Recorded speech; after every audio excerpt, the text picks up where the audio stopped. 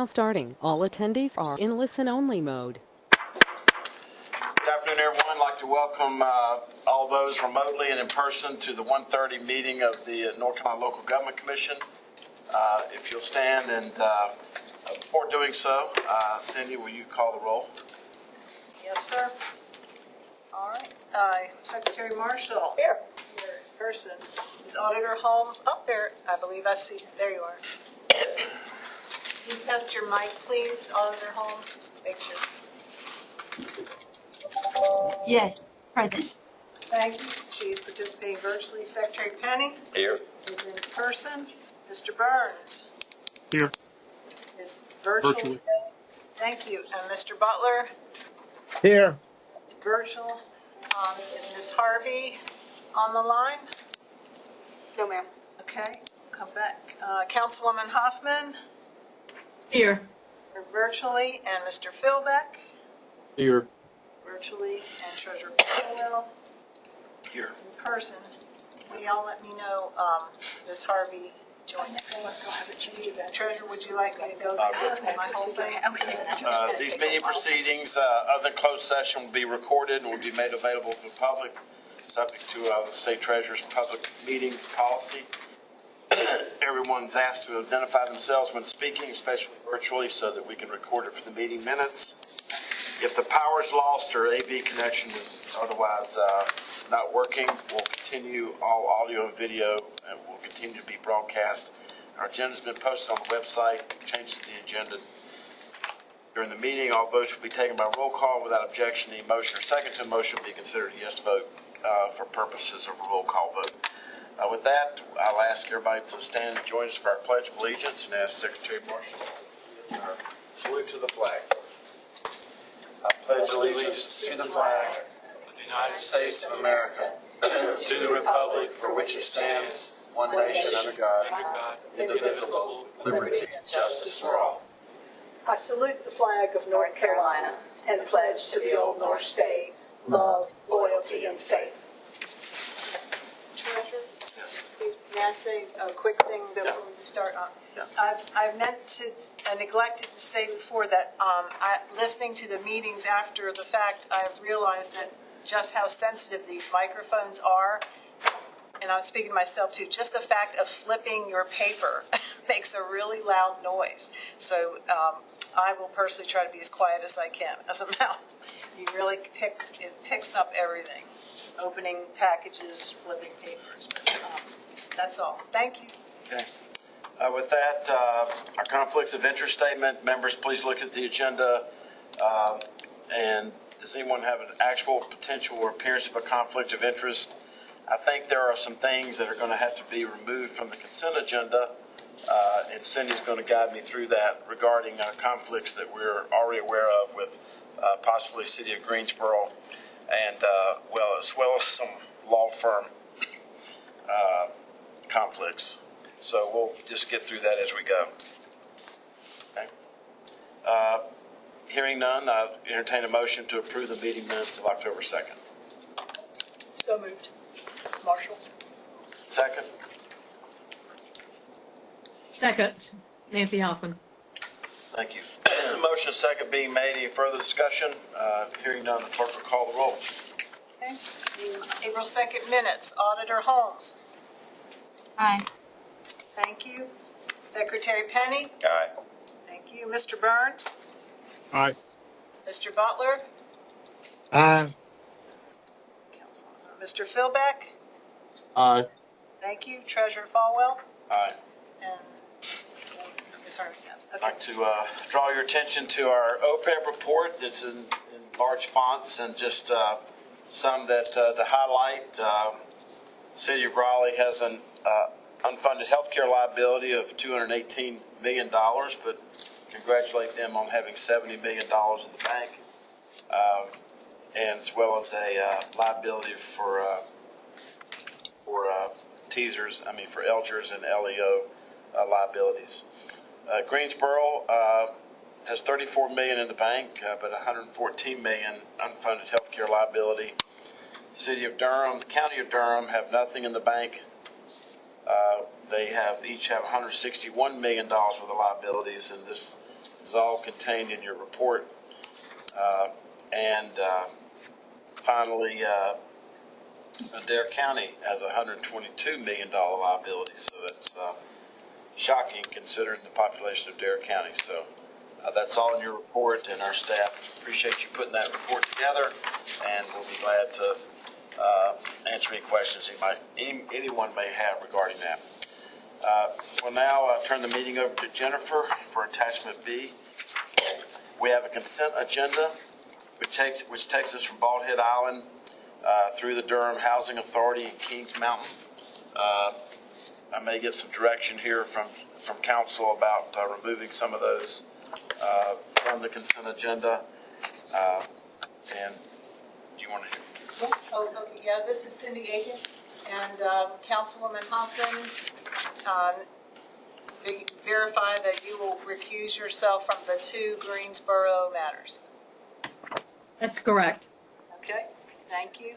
And if Ms. Harvey is absent, then that's all I know of, unless another member has something that I overlooked. So we're pulling the 2 Greensboros off? Yes, sir. Okay.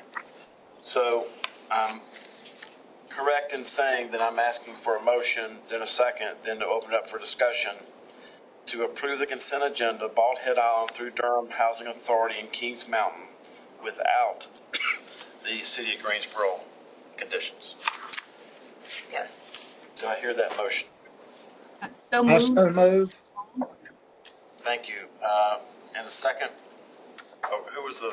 Is that Auditor Holmes? Yes. And then Mr. Butler. Auditor Holmes is a motion. Mr. Butler's a second. Motion second being made. Any further discussion regarding this or questions? Okay. If not, the clerk will call the roll.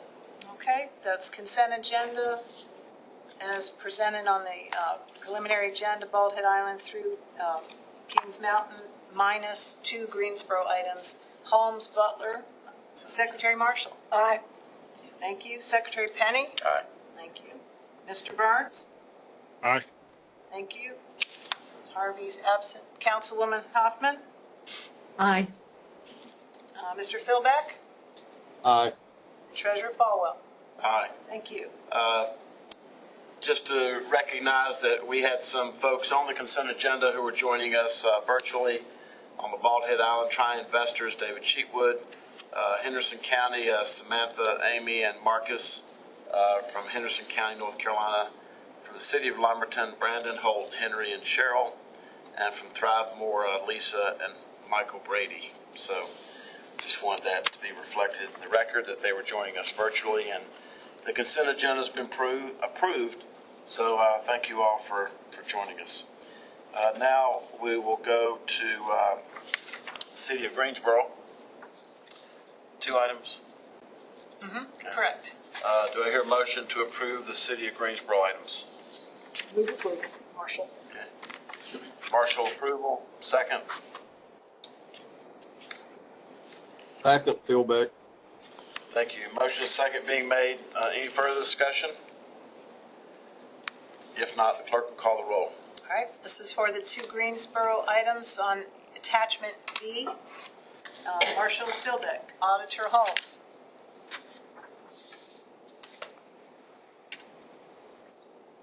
Oh, can you hear me, Auditor Holmes?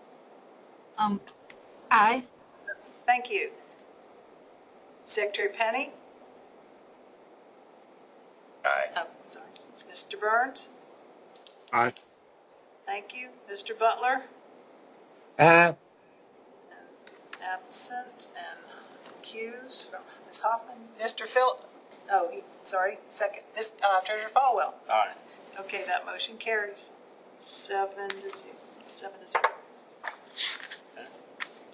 Are we now at attachment B? Jennifer has one miscellaneous non-action. Sorry. Miscellaneous item. Good afternoon, this is Jennifer Wimmer going over the miscellaneous non-action item. It is for the city of Salisbury. After going over the legal documents, this is just a correction to the wording. The payment schedule correctly reflects the interest calculations, and we are bringing this for information that the legal documents have been brought up to match that. Is there any action required in that? No. Any questions about that? Okay. Now we're down to 9. Correct. Okay. Kendra? That's me. I'm sorry. That'll be me today. Okay. Attachment C. I think it's very important that sometimes we skim over these issues, that pay special attention. All of these and all 4 of these as we go through this, if you don't mind, board members. Thank you. Thank you, Treasurer. We have the updates for the 4 units that we're actively managing the finances for after the LGC assumed control of the financial affairs of these units. Just an overall note on these, we have staff working to develop budgets as required under law with these for these units, and a reminder that we'll be having those meetings in June. On June 10th, we'll have the budget hearings for these units, and then on June 24th, we'll have a special meeting to adopt the budgets. We polled members, and looks like we have a quorum. We'll be sending out a confirmation just so y'all have those dates, and we'll follow up on details. But staff is actively working again for those units or with those units to develop those fiscal year 25 budgets. You will be receiving those in the email by the end of this month. Again, as required under statute, those budgets have to be presented to the governing board by June 1st, so you'll have those by email later this month. If you have any questions on that process, please feel free to let us know. Going through the updates now for each of the units, there's only one action item, and that'll be for Spring Lake. We'll get to that one last. The first item is Town of Eureka. We continue to work with the town to maintain their finances. I do have an update to that printed item that you have on your update that was mailed to you last week. It indicated that the appropriations bill included a $20 million grant for Eureka to address their water, their water and wastewater issues. They just have wastewater. Appropriations bill from? The 2023 appropriations bill from the General Assembly included a $20 million directed grant for Eureka to for infrastructure projects. There was or is a bill. The update on that item is there is a bill that's been ratified and presented to the governor today, Senate Bill 508, and it takes those funds and redirects them from Eureka to the Wayne County Development Alliance for a water or wastewater infrastructure project. So this was, again, just ratified, just presented to the governor, so hasn't been enacted yet, but wanted to give you that update. We have no other information at this time. We're happy to update you as we know more, but just wanted to make that correction to your printed update, since that's likely not correct if this bill is enacted. Again, it's been ratified and presented to the governor. So that's Senate Bill 508. So functionally, what is the Wayne? Okay, wait, say it The again. Wayne County Development Alliance. What is the Wayne County Development Alliance? How long has it been in existence? Is it registered with Secretary of State's office? Does anybody know? I would look it up for you, but my internet access is non-existent right now. I don't have the history, Mr. Treasurer. I've looked at their website, but I'm not familiar with how long they've been around or if they're registered with Secretary Marshall's office. It would be that it should be. I'm not sure. It's a nonprofit. Are all nonprofits registered? Incorporated with us, there's not much registration follow-up that comes from that. It's a nonprofit corporation, according to the text. Wayne County Development Alliance. So, And so all the work that the LGC staff has been putting in and partnering with the Division of Energy and Natural Resources to take the money that was appropriated last year and actually fix the water and sewer problems for Eureka. We no longer have access to that money, and therefore we can no longer be working on a viable solution. Is that accurate? A viable solution is going to require funding, so. Okay. So what do we do with all the homework or whatever legwork that investment that we've put into trying to solve their problems? Who do we hand that off to?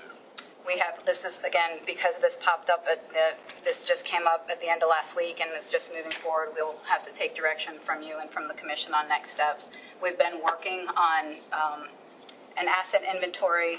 An assessment study was completed and finalized at the end of December.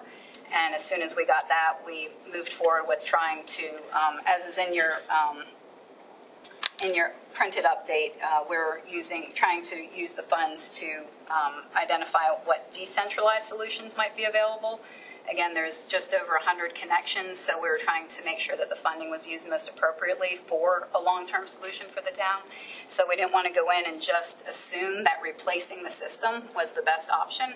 So we were working with an engineering firm to do a study to see if there were decentralized options that were appropriate and viable, again, given the soil conditions and geography and all kinds of things. So we have obviously stopped with all those efforts at this point, not knowing what next steps are. But we're obviously I met with our staff today who's been working down there for a number of years and told them we will do, as always, the best we can for the town, for the best interest of the town and the citizens, and whatever we can do to help reach a solution. So. But it looks like this nonprofit corporation is going to be sort of taking the keys. Well, they'll have the money towards the solution for the system. Okay. Any questions from board members? I see some questions. Yeah, go ahead and talk to Auditor Holmes, and I've got a couple of questions, Treasurer. Sure. Treasurer Falwell, do we know the rationale behind this change? Is there any additional context that you all could share? Alder Holmes, I learned about this yesterday, and I don't think anybody on staff or in this room has any additional context. There's been an ongoing tension. I would characterize it as with Eureka, maybe we weren't going fast enough to try to solve their issues, and the representative from that area decided that this was the path they needed to go forward with. And in all of these instances, we're always looking for, how do we get people fresh drinking water and the ability to flush their toilets? That's all that really matters at the end of the day. And I don't know anything about this particular organization, and Secretary Marshall has her hand up to maybe give us a little bit of insight, but right now you know about as much about this as I do. Thank you. Secretary Marshall, and then I can tell you it is a nonprofit, North Carolina nonprofit corporation incorporated in 2006. Now, nonprofits in North Carolina do not have to file annual reports to us. So therefore, we do not know who the current officers might be, like we would know in a regular LLC or a corporation. Great to know. Mr. Burns? And then What was Mr. the name of that? What was the number of that bill again? It's Senate Bill 508, Mr. Burns. Thank you. Okay. Mr. Butler? Treasurer, let me see if I'm just reading this right. There's been an appropriation bill of $20 million to kind of solve Eureka's water and wastewater infrastructure problems that came as an appropriation from a member of the General Assembly there. That's one item. Last year. All right. Then the town of Eureka is participating in this merger regionalization feasibility study. Who is paying for that, and are they making any real headway in forming a regional organization? I'm just asking. Okay. Mr. Butler, the towns are participating. I believe, I'll confirm this in email. I believe Goldsboro may have been getting the funding to help drive it, but again, I'll have to confirm that. But that group is meeting on a regular basis and trying to find, again, regional solutions. And part of that was some of the efforts we had accomplished at the end of last year with coming to an agreement with Fremont to merge those systems, which was basically a first step towards a potentially larger regionalization effort. So those efforts are ongoing, and those towns and entities have been meeting on a regular basis. So is kind of the layman's term of what they're trying to push all the wastewater so it could get to Goldsboro where they could have a discharge into the Neuse River. Is that kind of the final goal, the objective?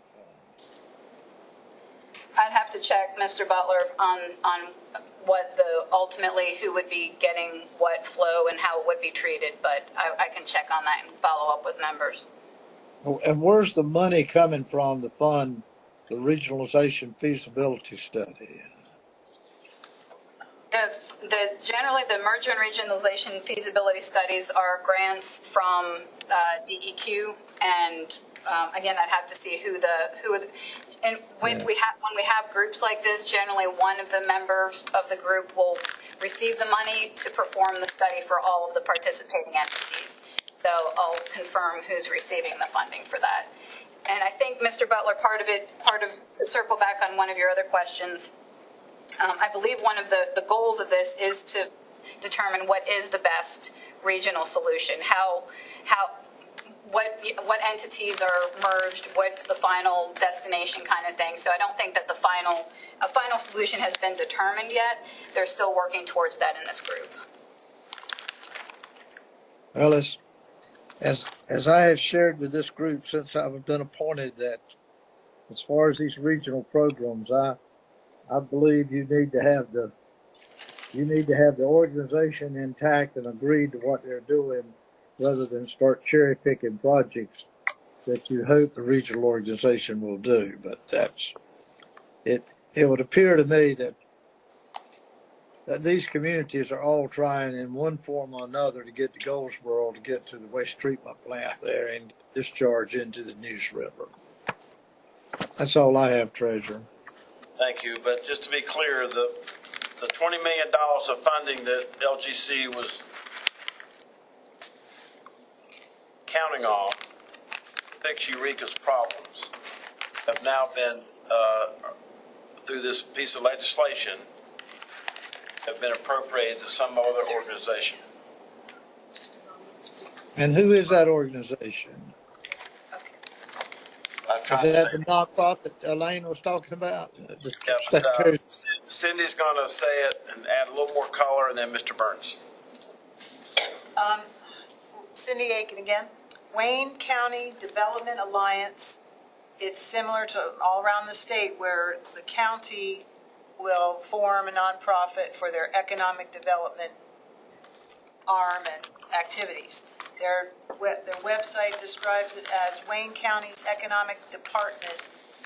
Wayne County Development Alliance, Inc. is a cooperative public-private nonprofit org creating economic development incentives for the advancement of Wayne County and its citizens. Its current board of trustees, or board of directors are appointees, 3 gentlemen from Goldsboro representing a bank, 1 city councilman, and another business executive, 3 Mount Olive designees, Mount Olive Town Commissioner, President of University of Mount Olive, and another banker, 4 designees from the county of Wayne County, 2 of their commissioners, a farmer, and another banker, and the Tri-County EMC person and the county manager. So all those folks serve as the board of directors. And did you say the Tri-County Co-op is on the board? The Tri-County Co-op manager? Mr. Bob Cornegie, Tri-County EMC, is the gentleman with Tri-County EMC. So is there anything, based on what's been said so far, is there anything that mandates that this money that's now going into this new organization be used for the original purpose of clean water and wastewater treatment for the citizens of Eureka? Once it gets there, it can be used for anything. Well, For I'm sure water- the bill, what does the bill say? What's the number again? Specifically, this is section 4.2F of Senate Bill 508 says, and I'm reading directly, funds allocated to the town of Eureka by section 12.2 E61 of Session Law 2023-134 shall instead be allocated to the Wayne County Development Alliance, a nonprofit corporation, for a water or wastewater infrastructure project, period. It's been ratified today. Ratified today and presented to the governor today. So there are some guardrails. Water or wastewater infrastructure, yes, sir. Maybe not specific to Eureka. No, it said Eureka. No, didn't it say for Eureka? No. No. The funds allocated shall instead be allocated to the Wayne County Development Alliance, a nonprofit corporation, for a water or wastewater infrastructure project, period. Okay. Cindy, does it mention any other use like for economic development or recruitment of industry or existing industry, or is it strictly for water and sewer in Wayne County? I believe Debbie read it verbatim, correct? Yes. Yes, that's it. It's for water and sewer projects in Wayne County. Okay. Mr. Burns, sorry. Well, I was actually going to look at that section. I appreciate you reading that out loud. I would be concerned about it saying a water or wastewater infrastructure project, but it looks like something that got slipped into a conference report and now been approved 39-2. So I'm not sure we can do anything about it. But I would want to know. I hope somebody will follow that because I think the people of Eureka had some expectation that their problems would be solved with this money. I would hope that it would continue to be solved with it. Want to put that in the record, but I don't know that there's anything the LGC can do now that the legislature has taken command of this. Okay. Thank you. Cliffside? Yes, sir. Cliffside, an update there for you. No action items. We continue to move forward with having the 2023 audit performed, which is good progress for Cliffside. We're also starting work on the fixes that the CSD received a grant to perform. So that's, again, good news and good progress for CSD. County Kingstown, again, update for your reference in the packet. There are no action items. The town is, again, making good progress and is current on audits, and it has outsourced their bookkeeping services to make sure they stay up to date with their books. Spring Lake, again, update for your reference in the packet. Can I stop you? Yes, sir. On Kingstown, where are we? Is there some positive things happening with Cleveland County or the city there and helping with the water and sewer, some partnership there? Or is my memory wrong? We're still working with Cleveland County and others in the area to come up again with a viable long-term regional solution. For Kingstown? For Kingstown, yes, sir. Sorry, Spring Lake. Spring Lake did hire a permanent town manager. He began work on May 1st, and we continue to work with the town towards development of some financial policies. There is one action item for you. This is just, it's a budget amendment just to allow some funds to be moved to allow a debt service payment to be made on the outstanding Manchester fire station debt. Basically, the amount that they're getting from the county annually towards debt service payments is more than the annual payment, so there's sort of a balance accrued that we'd like to make a big payment towards. So we just need a vote on that budget amendment. And that concludes the update. On the town manager situation, was there, the Do we have a copy of the contract with the new town manager? We should. Yes, sir. Wasn't there a timing difference between when they were trying to get the budget item through versus when he was officially hired? Where were you? Something along those lines? Ring a bell?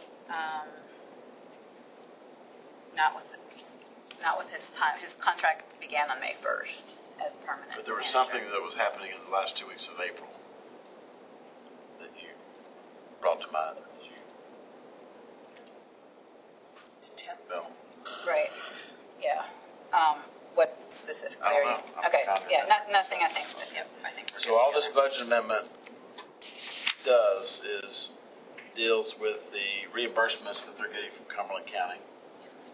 and reserve balances. Yes. It's taking that Mr. reserve Pre- that's built up and applying it as a debt service payment. Mr. Butler? Yeah, Mr. Treasurer, is this the fire station that the co-op over in Lumberton put $1 million up to help buy it and get it constructed? I'm not sure. Remember that name- little loan? Remember that name little doesn't loan? sound like Sorry, I spoke over you. My fault. That name doesn't sound like the same name, but it could be. I've been to that fire station. So, say the name of it was. And is any of this money going back to the co-op in Dunn? I think so. No,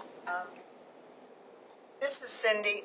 I think it's the same fire station because I had the same question and I went back this morning. I looked in my files and I remember that when they bought the land, it was said it was Lillington Road at like the intersection of Lillington and Manchester Roads. Okay. So I Right. think it is, but I'm not 100% sure, but I think it is. I don't know if I'm Okay. trying to find. All right. But they don't, if it is the same loan, they don't have any prepayment penalties. This is just accelerating their and there's no interest charged. It's just We'll getting assume paid it's So a you- yes. If it's not, if we're incorrect, we'll let the board members know. it is the same. It is the same. Okay. Go ahead, Mr. Butler. I mean, it looks like it's money to the county, and the county is getting it back to South River. Do you remember when we discovered South River had loaned Spring Lake $1 million to help build this thing? This is You were not aware of. But we had set that up on a 20-year payment schedule, 19. Right. 18. And is that a separate payment schedule than what we're talking about here? No, this Actually, is- Kendra's, if you're, let me see if we can, Kendra's actually with us virtually. I don't know if she's able to speak. Kendra, are you able to answer any of these questions?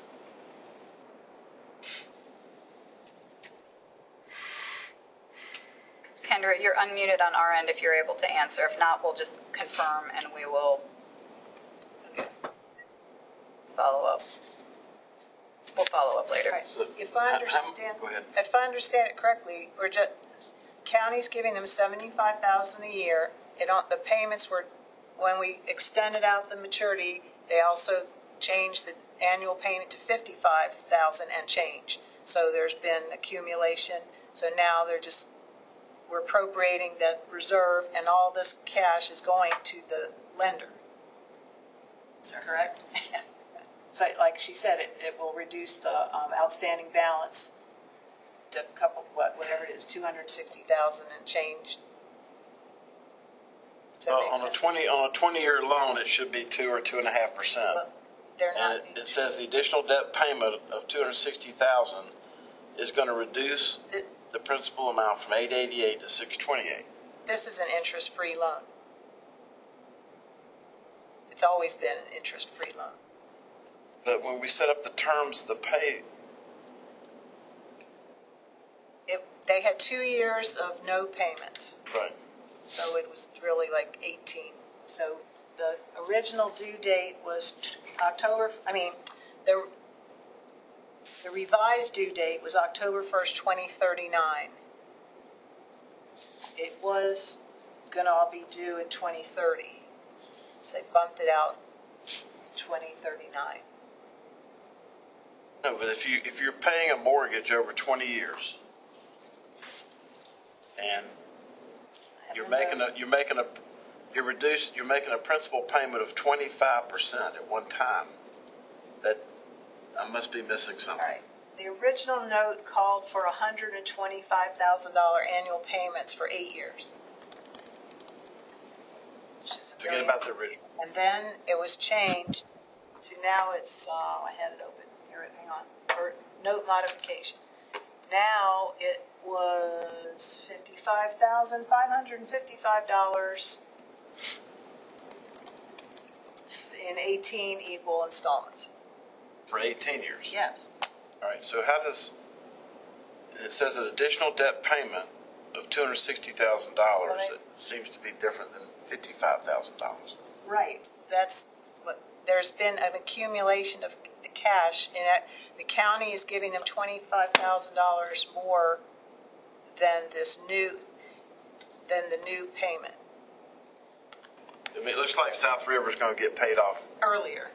Yeah, Treasurer, I thought the issue here was, the issue here was that we had a rural co-op make a loan to a political subdivision that the local government commission was not aware of until we got down in the weeds into Spring Lake's books. And I'm under the impression you had no knowledge of that, of the conversations we had, and that you had conversations with the electric co-op's headquarters and said if they're going to loan money in the future to a political subdivision, we would like to know that debt that they're incurring back to a co-op, which was highly unusual for a co-op to loan a political subdivision $1 million. Isn't that what happened? And now we're talking about how it's being paid back. Am I mistaken in what happened here? No, you're exactly right. I'm not questioning it's being paid back. It just seems like it's being paid back at a pace far more accelerated than what we agreed to. Well, wouldn't the co-op be pleased with that? And if the county is paying it back, what's the problem with that? I'm just trying to stick with the agreement, that's all. Well, Okay. maybe one of the factors that wasn't factored in your calculation is the grant from the county, which was helping. Okay. So that originally it was not enough because 75 is less than 125. Right. But when it flipped, now the county didn't change their grant. Okay. And these funds are, I apologize, Secretary Marshall. Well, I don't have a problem with the other stuff that we've talked about, but if they have $25,000 over the amount that they're obligated to pay, and it's only been going on for 3 years or 2 years, $260,888 is a large amount of money that I can't get 25 for 3 years out of it. That's $75,000. I don't know where. So it must be additional fund balance and not be only the part that comes from the county. I don't have the answer to that one. Need the finance people. Jeez, not.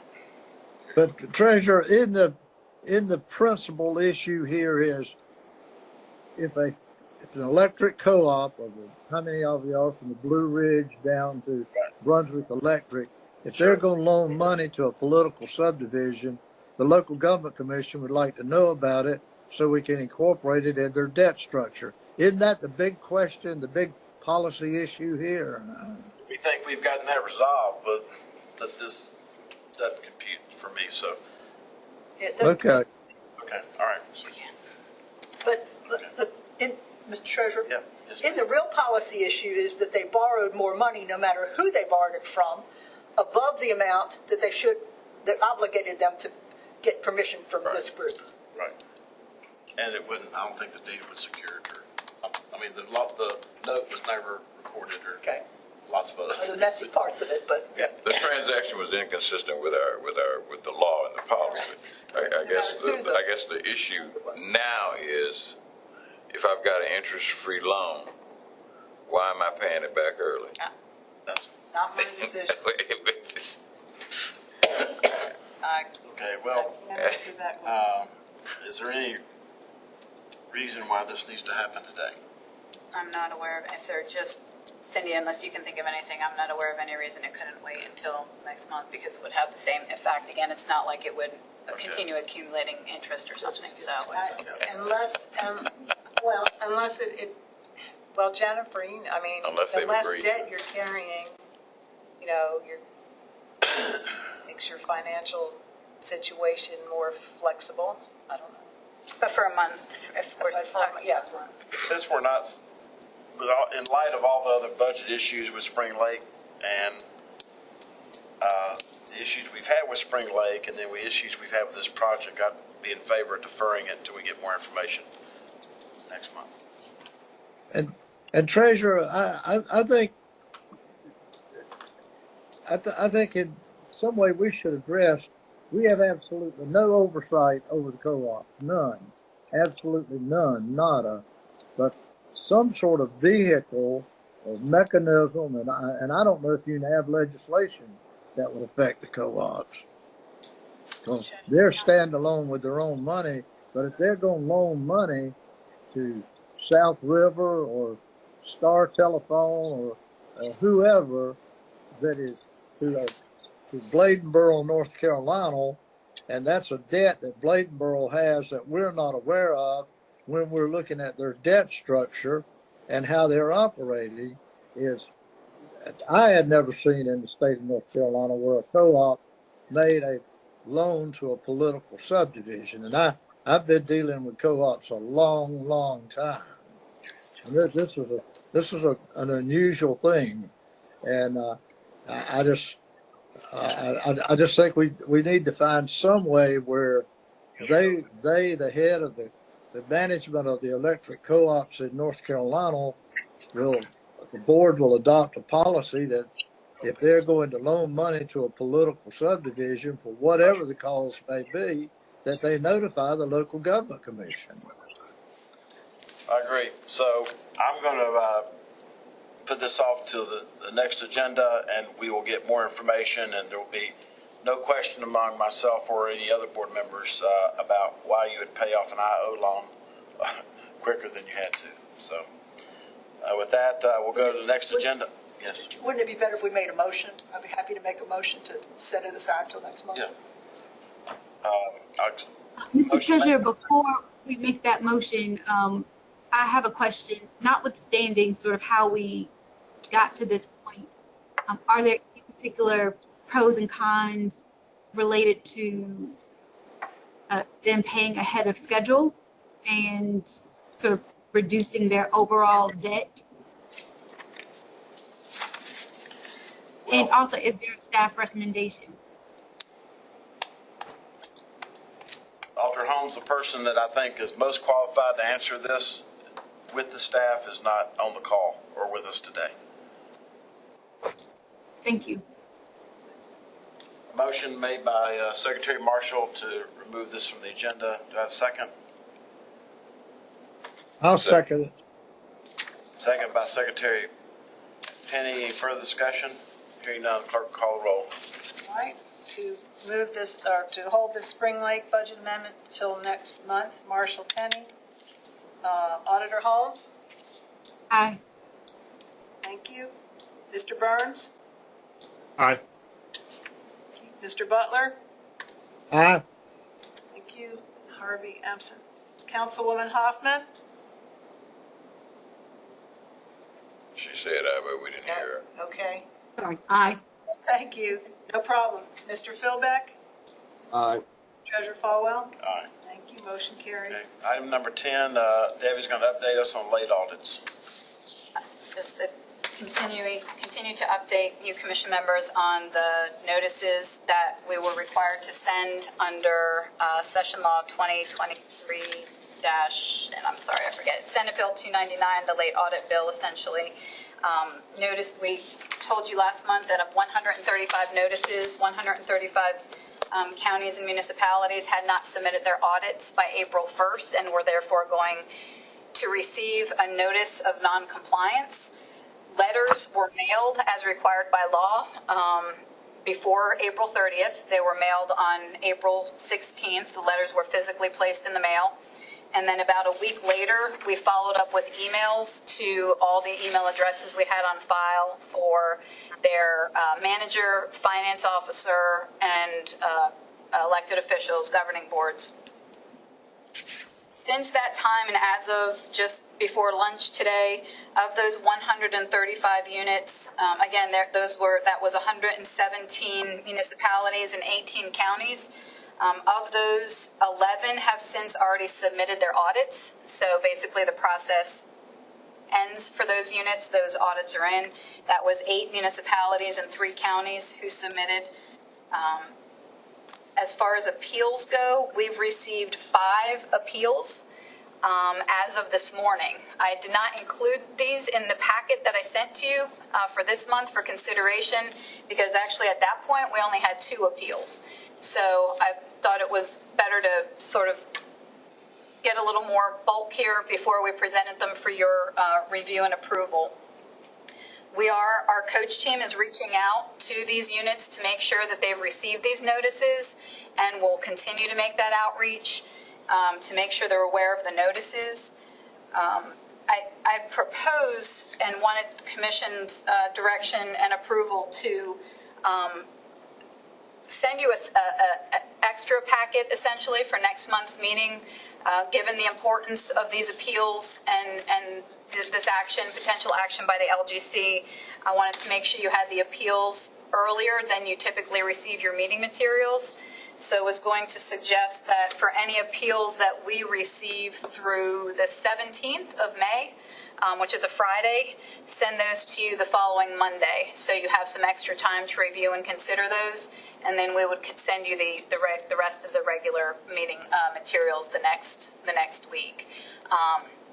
Again, under the law, those units who are appealing are to appear before the LGC, so we can communicate with those units to make sure they can attend virtually or in person if they choose to answer any questions you might have.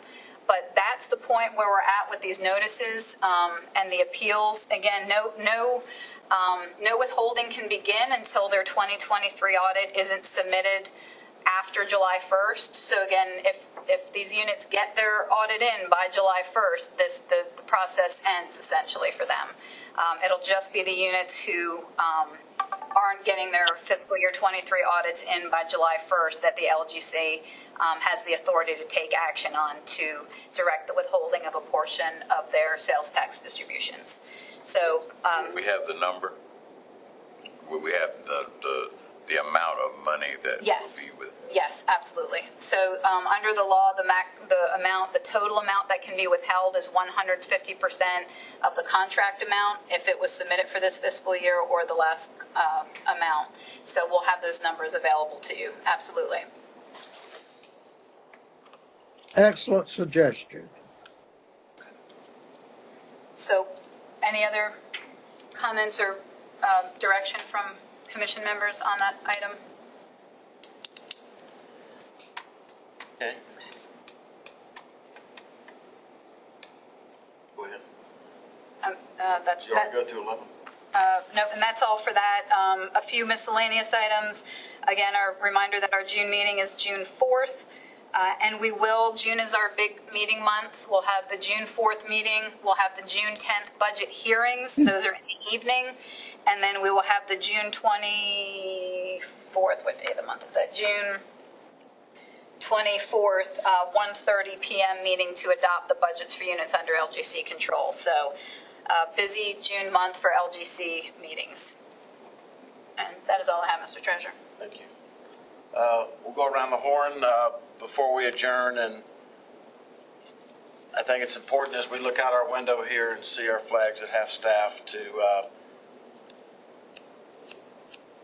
acknowledge and recognize the massacre that went on with law enforcement in Charlotte, North Carolina 2 weeks ago.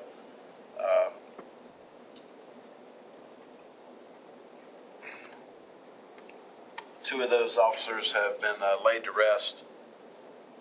One yesterday, there'll be one in Hickory on Thursday.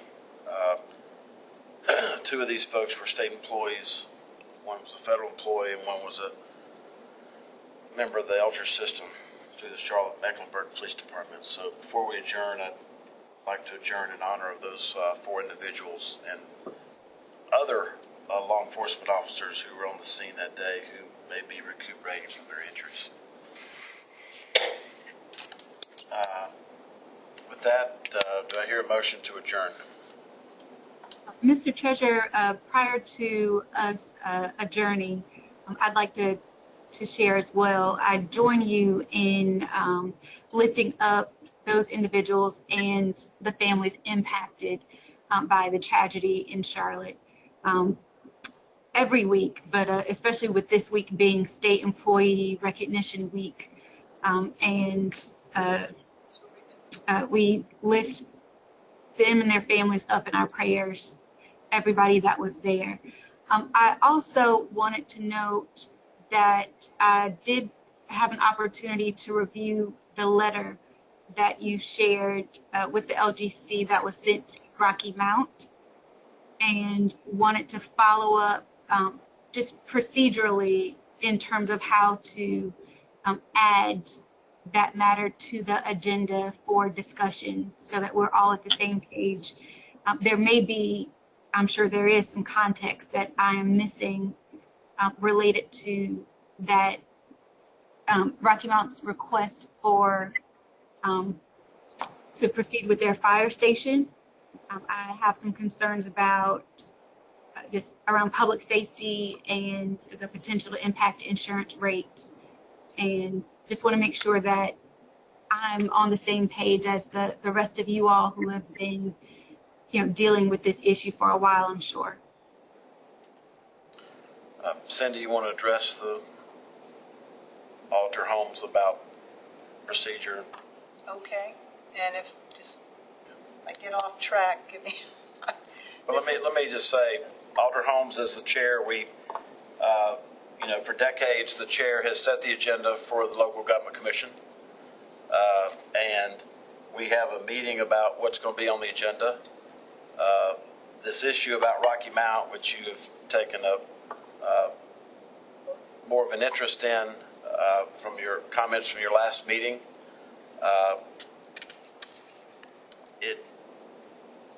when it was presented to me, it was put in the context of a letter that you now have that was sent to them back in December about this economic development opportunity. And as far as I know, we have asked them, in order to cure this, if they would come back and do that original borrowing in the normal fashion, in an application form that may or may not include this fire station, then we would receive that application. As far as I know, unless somebody can tell me differently, no one has responded back to my suggestion that they do that. No one from the city, period. So I look forward to their response. They can say we are going to do it. They can say we're not going to do it. But so far we have not heard back from them. May I add? Because when I read the email, and I'm just trying to make sure I read it right, I did not read that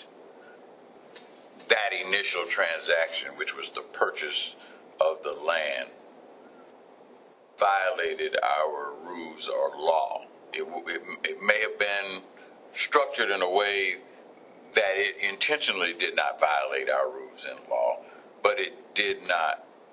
Am I correct that it did not violate the rules and law? That was well put, what you just said. All right. So I guess my concern is, and I'm a lawyer. Lawyers get paid to not violate the law, but get their clients' objectives done. So if I get something that is structured that did not violate the law, but we know, I'm not going to argue that it wasn't structured to not violate the law. Did not violate the law, but we are holding up a public safety station because of that. And I read the letter carefully, so it appears that your contention is, that because of the way they structured it, it makes them less attractive in terms of other debt. It makes them, puts them in a, I won't say precarious, but not as good a financial situation. And that could, I'm not disagreeing with you on that either. But it appears to me that we are not discussing something that deals with public safety because we don't like the way they did a transaction, which in and of itself did not violate the law. And that gives me concern.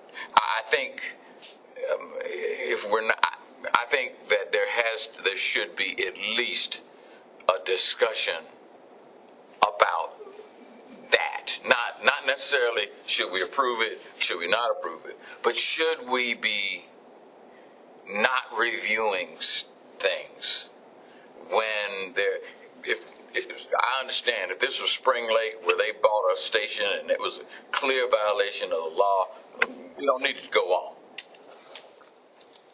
But in this case, we have something that isn't a clear violation of the law, and we have the safety of the citizens of Rocky Mount involved.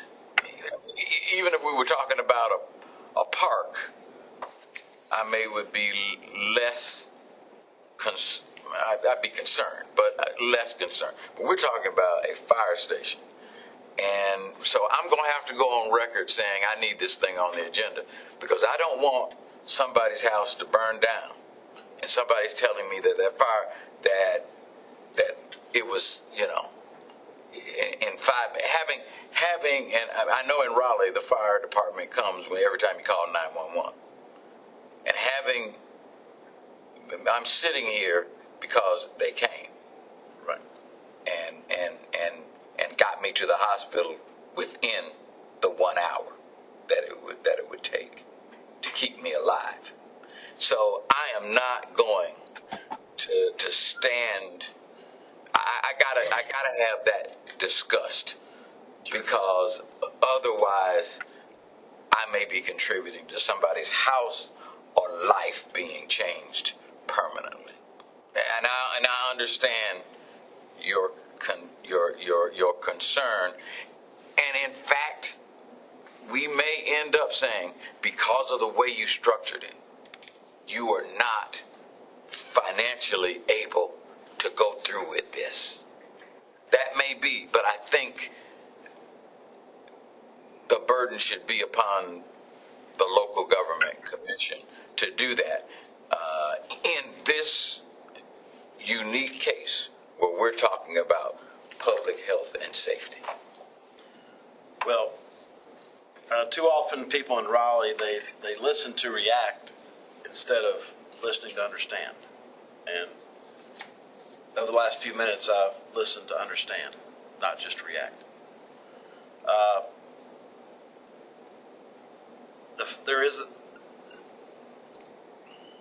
I'm not sure it's accurate to say that people's they're in danger because there is a fire station there and the fire station is being operated. I have no indication that this is resulting in increased insurance rates, so wherever that's coming from. There is a fire station there. That fire station has a rating, and that fire station is currently operating.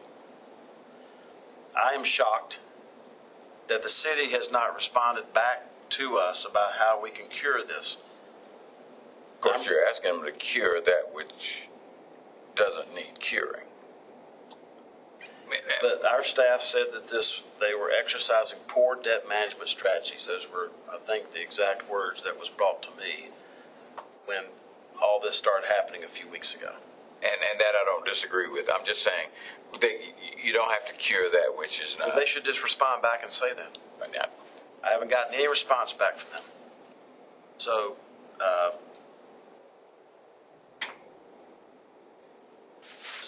Cindy. Oh, all right, Cindy Aiken speaking. Yeah, just to reiterate what the treasurer said a few minutes ago, it's basically the long-standing practice at the LGC, the staff in consultation with the chairman present what is going to be on the agenda, chair signs off. We're operating with Robert's rules. We don't have any other organizational procedures. And Robert's rule, I think we've mentioned this before, perhaps probably predating Auditor Holmes joining us, that members, it's the agenda of the member of the LGC.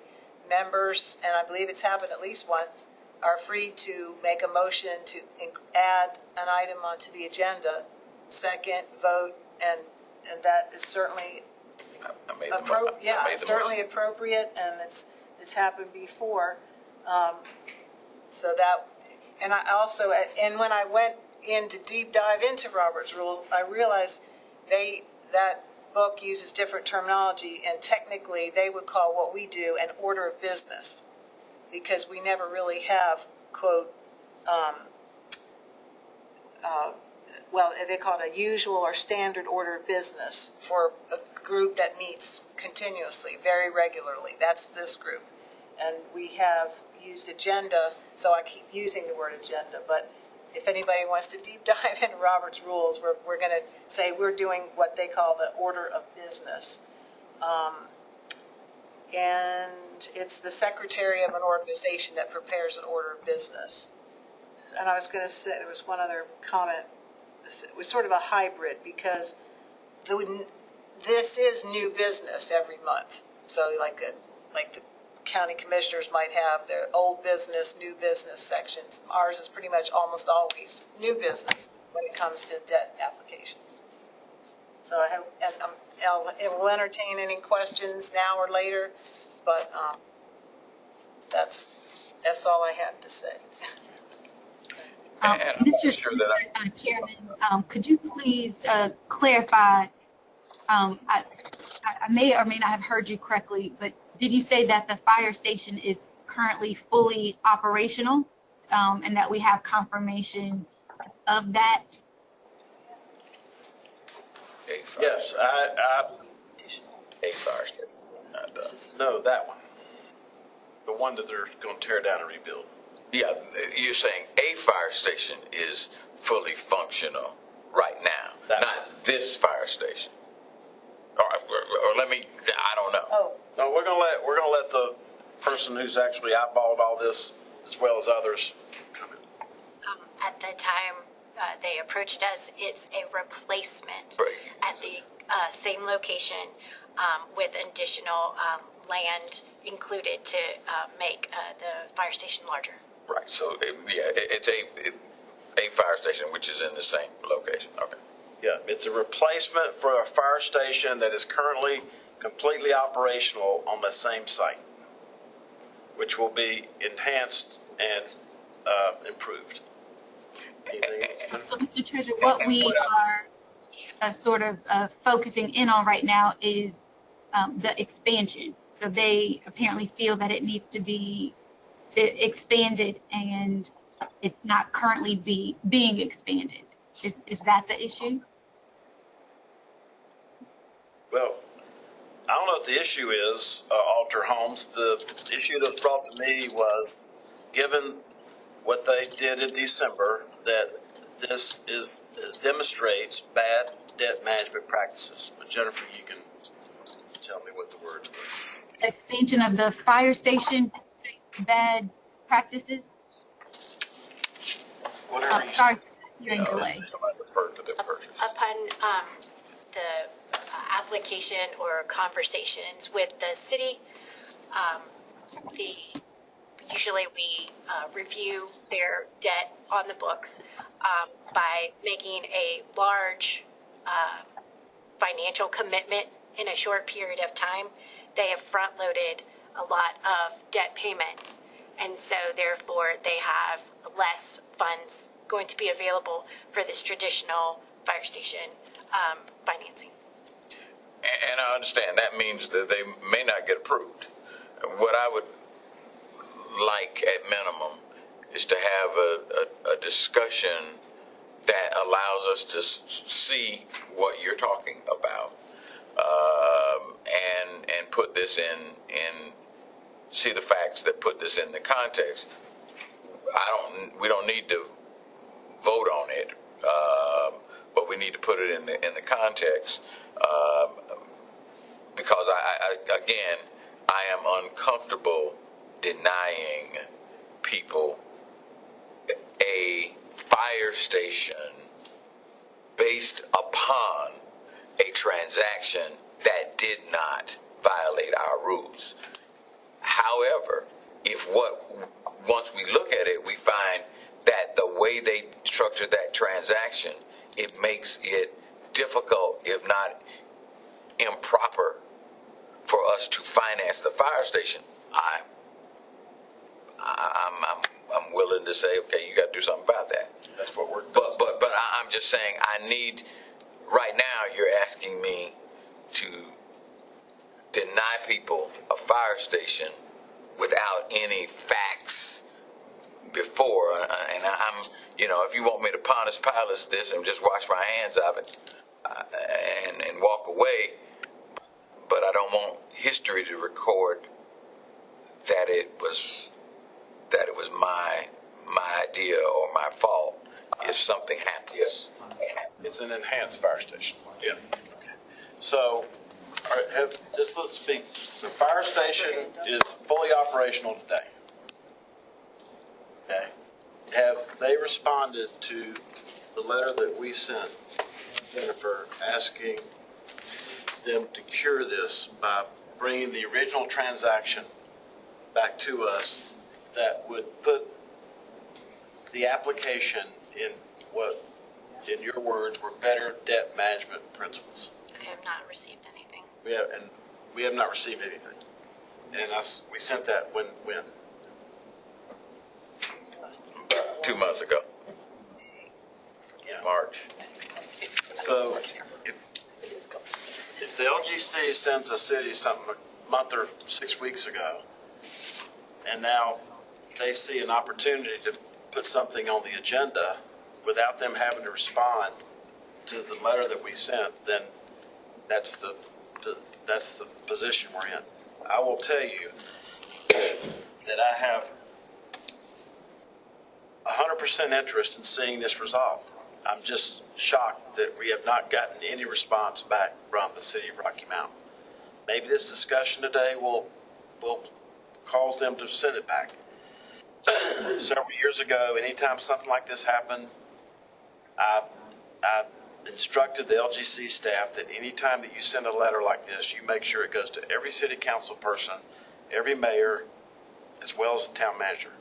Because we had lots of situations in the past where something would go just to the town manager and the city council had no knowledge of it and the mayor had no knowledge of it. So, anyway, Mr.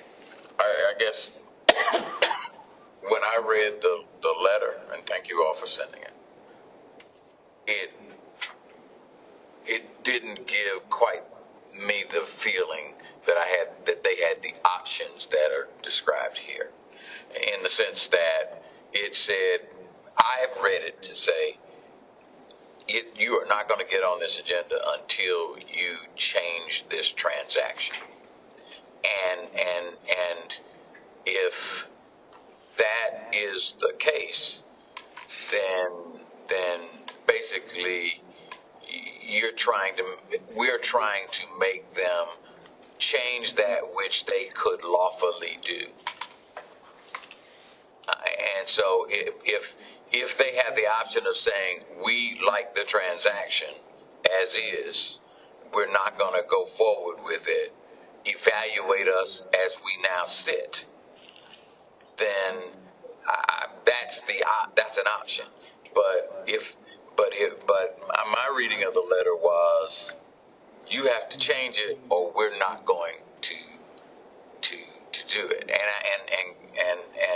And the reason why I ruffle a little at the word cure, because cure is something you do when there is a violation.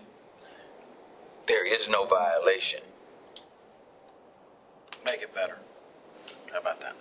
Make it better is better, but is a better description. And so, again, I understand what you're saying. That this may have put them in a bad financial posture, but they didn't violate. If they didn't violate, then the question we have to ask ourselves is: do we make them keep them off an agenda, because of something that is lawful? Because that's what we're doing. We're basically saying, I am not going to review this because you did something that is lawful. It sounds to me like we need to change our rules and law. Well, this would have never jumped off the table. I was told by staff in a agenda meeting that this was not a good example of debt management. That's what I was told. Other than that, didn't jump off the table at me at all. So Jennifer, just mechanically, if they were to take the letter that we sent them and they had decided on their own to make this better as far as good debt management practices, what would that look like?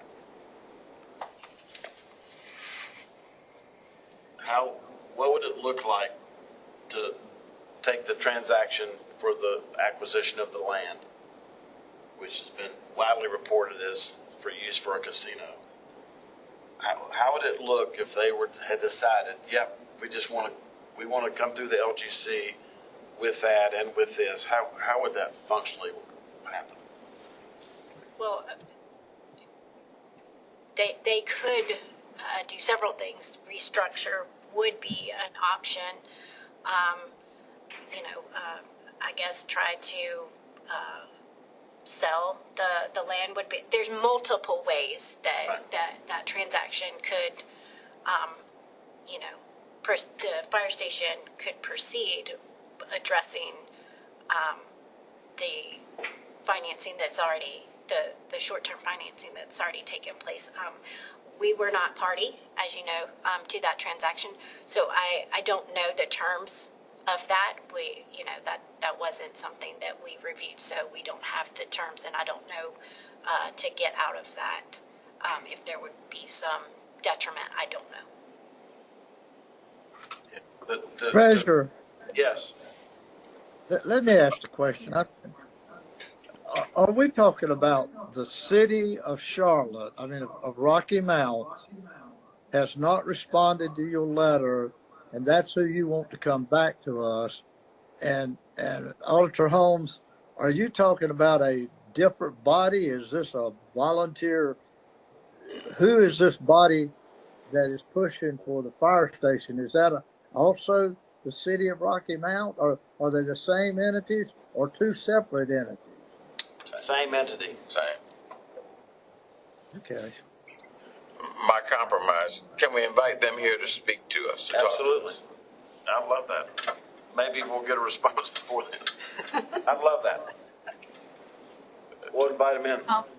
Next meeting. Yeah, my only concern here is just around the implications of, not expanding the fire station and making sure that we understand what both issues are and that we're all informed and are able to make a decision. I'm not asking that we make a decision at the next meeting, but I would like to be better informed about what exactly is happening on these two issues so that we can all be comfortable in knowing that, we're not delaying a fire station's expansion unnecessarily. And I just simply don't have enough information at this time to be able to. So do I need to make a motion that we invite No, I'm telling you that we will by next meeting. All right. So you can. Mr. Treasurer. Yes, and I'll just say that I think there's a lot of people in the community who also will want to have some questions answered at that meeting too. So I'm super excited about this actually. Yes, sir, Mr. Philback. So as you know, I've served on this board about 10 years, and I've listened to all you full-time members a lot. But just this is what it seems to me based on my 10 years of listening is. Had a preliminary desire from Rocky Mount. Staff was not comfortable with what they were doing, so you asked them to respond in another way, and then you would bring it to us in one way or another, or they could appeal to have it brought to the board if you didn't, if I understand it correctly. So it just seems to me you've just been following what has been traditional protocol the whole 10 years I've been. We hope by the time it comes to this board, it's on the consent agenda. Unless there's some other reason for it not to be, like no audit and all those other kinds of things. So I'm fine to talk about it, but it just seems to me it was premature to bring it to the board. That's why it hadn't come to the board. That's just my 2 cents worth. I'd like the minutes to reflect that as chair that I want to invite the folks from Rocky Mount into the next meeting to discuss this. So. Mr. Chairman, I certainly appreciate that, that it will be added to the agenda for discussion, and we'll all have an opportunity to get clarity and hear directly from the council member. Thank you. I'm looking forward to this. Thank you. Thank All right. Next, any other board comments? If not, I'll entertain a motion to adjourn. Move with adjourn. So maybe go back. Second, Auditor Holmes.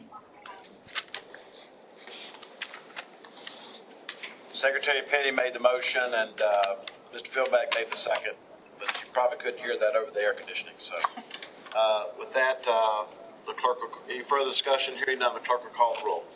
And we will remember the 4 slain officers and their families. Yes. And communities. And their communities. Auditor Holmes? Aye. Thank you. Secretary Marshall? Aye. Mr. Burns had to leave. Mr. Aye, Butler? I'm back. Aye. Aye. Pardon me. Stealth. Mr. Butler? Aye. Thank you. And Councilwoman Hoffman? Aye. And Secretary, Treasurer Falwell? Aye. We're adjourned. Thank you.